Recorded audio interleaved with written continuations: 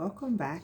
So obviously we're back to Second Samuel, but then I know it's been a while because we hopscotched a lot after the last one. But then just to bring you up to speed, um, um, Saul's son Ishbosheth is dead, and so we're now picking up the story. Obviously, oh, you remember now all the drama that went down. So after Ishbosheth's death, all of Israel acknowledged David as the king, and he was again anointed king. Now remember Abner's campaign before he was killed by Joab. He had been campaigning for David amongst the elders, reminding them that he was God's chosen and he needed to be king. So well, now that both of them are dead, the people now say, you know what, David, come, you are our king, come and be anointed as king. Then we see David and his men conquer Jerusalem, which was then occupied by the Jebusites. It was a Canaanite fortress in the middle of three valleys. So remember what they said about Jerusalem. It was a high place surrounded by three valleys and surrounded by mountains. So it was like that kind of fortress. And the Jebusites at the time were making fun of David when he was coming to attack, and said even they are lame and they are blind could be put in charge of security and David still wouldn't get in. But he did. And apparently he got in through their water shaft, and he defeated them.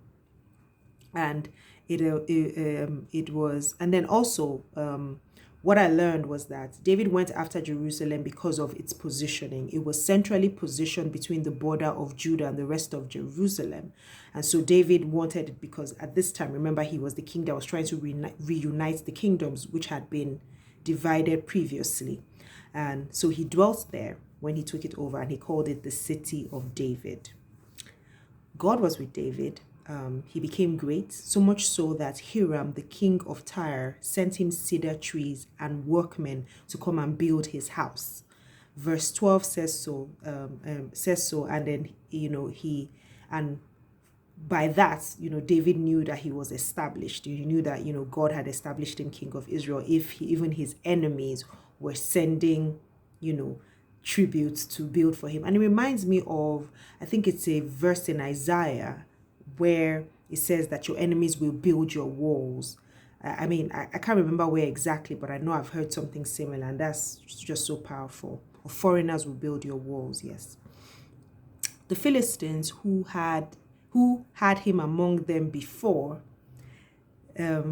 and distrusted him, if you remember when he was part of the Philistines, when he was ruling with Achish, right, heard that he was king over Israel, and they came after him. I'm sure they were very upset and they were like, you know what, this guy deceived us. So in real life, he went back and now he's king. And then I also felt that there was a sort of familiarity, so they thought they could attack that.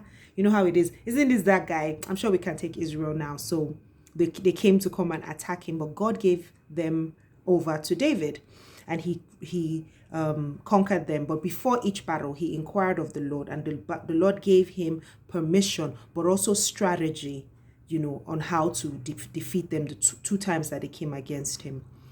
In Chronicles 11, the book recounted and gave more detail about David's story in 2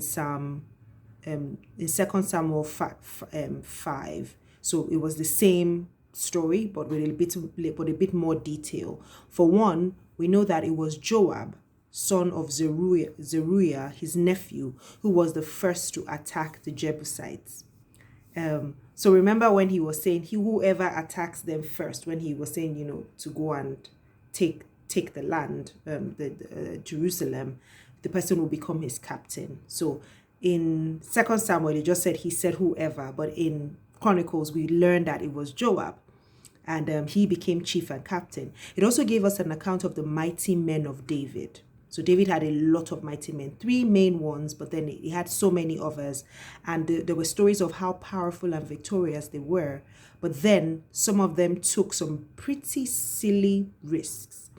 Like the 3 that went, while they were fighting against the Philistines, broke through enemy lines to go to Bethlehem to get David a drink of water from a particular well that he said that he wanted. It was such a it was such I mean, foolhardy but brave things to do. But of course, David didn't drink the water. He poured it out and he was like, this is the blood of these men. But I believe that showed that he had loyal men, no doubt about it. In 1222, we learned that David's army was a great army, like the army of God. This shows that David's army was God's army, just like David's victories were God's victories.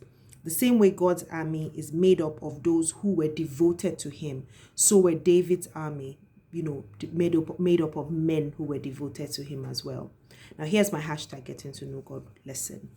God is the source, supply, and goal of all that the Israelites went through and everything that David experienced. In 2 Samuel 5:10-12, it says, so David went on to become great, and the Lord God of hosts was with him, and his kingdom was established, and he exalted his kingdom for the sake of his people Israel through David. So it wasn't all about David, really, from what we see. It was all about God and his plan for his people. In spite of the flaws that David had, and everyone else, as a matter of fact, who God used in the Bible was flawed, but his plans and his purposes for our salvation and our joy was everything that was in the center. It was the center of it all. And it just shows that God works everything together for our good. Thank you for joining me today. Tomorrow will be a short and sweet one. We'll be share lessons from Psalm 133. See you here. Bye.